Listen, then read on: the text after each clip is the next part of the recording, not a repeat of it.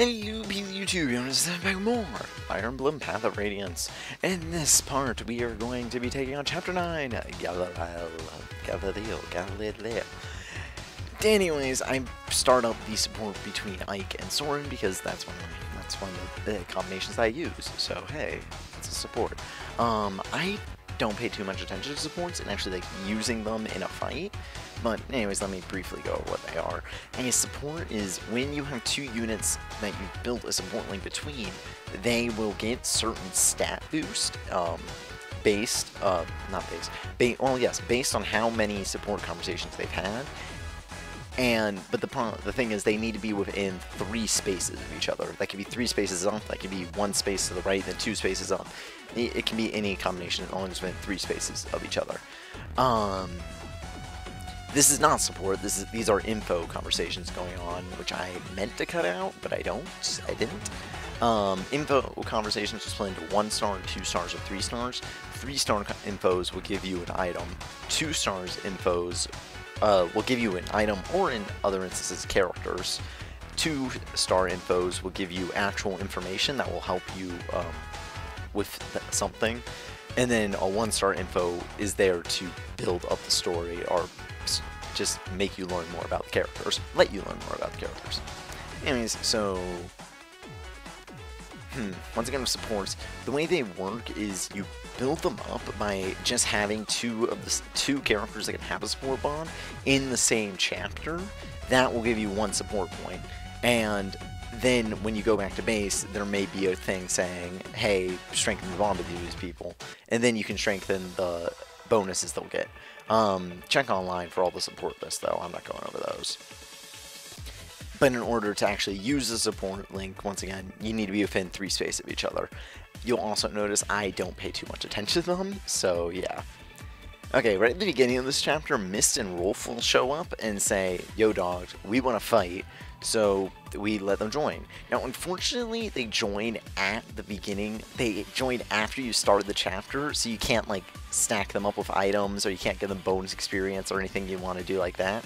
So you have to deal with level 1 Mist and Rolf during this chapter, and that's kind of a pain in the butt. But anyways, Mist and Rolf themselves, I find are pretty awesome units. Mist is a level 1 cleric when you get her, so basically she's Rise, only she doesn't have any, she can't do anything right now because she's level 1. Well, she can still heal for a pretty good amount, because the way that staves work in this game is they have a default amount, then plus a certain amount of your magic, which makes them really helpful. So no matter what, she's going to heal for 10 HP, which is always useful. And when you promote her, though, she gets a horse, and that makes it so she's a really long-range healer, which is really awesome. Plus, she has the ability to use swords, and there's a sword that uses magic, so by giving Mist that sword, she's going to be doing a ridiculous amount of damage. But she has a low strength stat, so any sword but that magic sword is going to be pretty bad on her. Okay. Then with Rolf, he's the other archer you get in the game after Shinon has left you. So even though he has worse stat growth than Shinon, he himself will probably get better because he wasn't a pre-promoted unit and is getting all the levels. Especially the fact that he was level 1 when you got him. Anyways, he's like any other archer, has high critical hit chance, very high hit chance, but you don't want to send him right into the beginning of a fight because he can't counterattack if he's within melee range. Okay. Then also in this chapter, as you saw, Marcia from chapter 3 will reappear, and by having Ike talk to her, well, actually she'll walk up to Ike. So when Ike talks to her, then she'll join your team. I guess she hasn't joined us yet, but I can go over. Oh, now she's being recruited. She is a level 5 Pegasus Knight when you get her, and unfortunately, she starts out extremely weak. It's really sad how bad a Pegasus Knight is when you first get them. Like, you'll see me complain about Mia a lot of the time. No, the Pegasus Knights are way worse. But they turn out really well in the end, where they're basically the same as Cavalier units. But and they fly. I mean, the main negative thing about them, no matter what, is the fact that they're weak to arrows.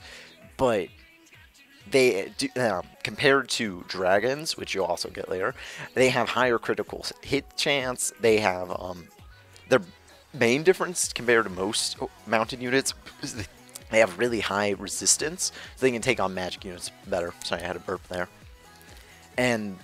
But the one problem is raising her up can be a real difficulty. And that's the 3 units you get this chapter. Now, also during this chapter, you have Leth and Mordecai as partners, but they don't actually join your team until the next chapter, so I won't go over the bios till then. Now, as partners, they will just randomly move around the map unless you direct them to. You can go to under Ike, he has a direct command, and that will tell them what to do.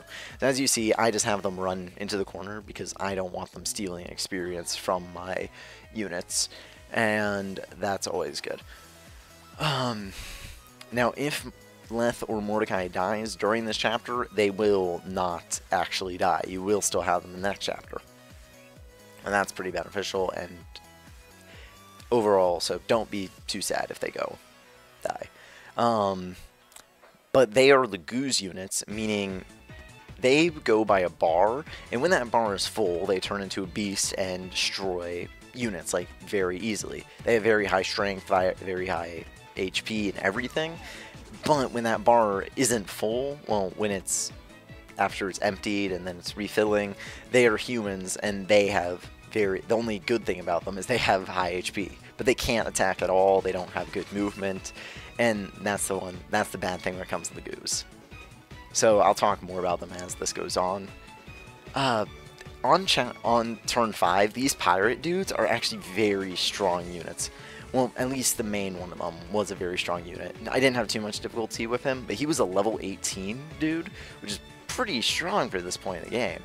And the good thing is, though, he is a venom axe, which is one of the worst weapons in the game. It has low accuracy, low damage, and the only good thing about it is it poisons, which makes it like a unit's gonna take like 1 or 2 damage over, I think it's 5 turns, and that's not that bad.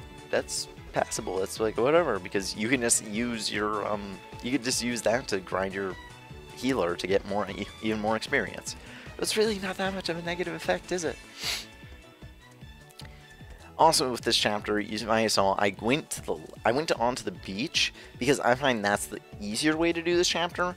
Definitely not the more efficient way. The more efficient way is to go south right away, but it makes it so that you're going to be a bit more crowded. So choose whichever one you want to do. Which one, if you want to go for the faster route or for the easier route. Also, there are those 2 houses that I cannot figure out how you're supposed to get a unit over there before the bandit gets over there. But if you do get over there, there is a talisman in the top house, which will increase your resistance, and a restore staff in the south house, which will remove any negative ailments from a unit. There's the benefits of those. Now, going towards this castle in the bottom corner of the map, there's a lot of enemy units. Like, it's a very cramped space, and they just seem to cramp everybody in here, making it so you have to play a little bit, I don't know, more compactly? I guess that's the best way of describing it. And as soon as you go past the first little wall, more reinforcements will come in, just filling the place in even more. There they are, right there. And I just don't know why they didn't spread out the units for this chapter more. Yeah, they just saved them all towards the end. Because I feel it could have been, I don't know, better that way, but I guess it's one of those things of, hey, let's just throw all the units at the end. That way the person just spent all their time going through. Let's make the hardest part at the end. Which I guess is how video games tend to be, but not necessarily for chapters themselves.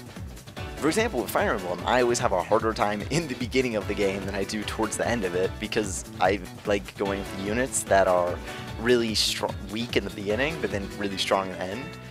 Where a lot of people, they also like to go with those units that are just the same throughout, meaning it's the game is going to be like the same difficulty throughout the whole game.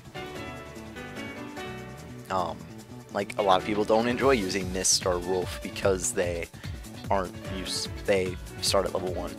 Something I should also point out about Mist is there's a key fight in the game against where the only 2 units you're going to have during that fight are Mist and Ike, and having Mist be like strong during that fight makes it a lot easier.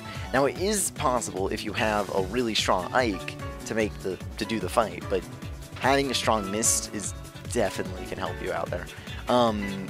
If Mist is just being used for healing at the time of that fight, that's fine, but if she can do damage, that's even better. As I said, she can learn how to use swords. Well, she can learn how to use one sword. Any other sword you give her is going to be totally corrupt.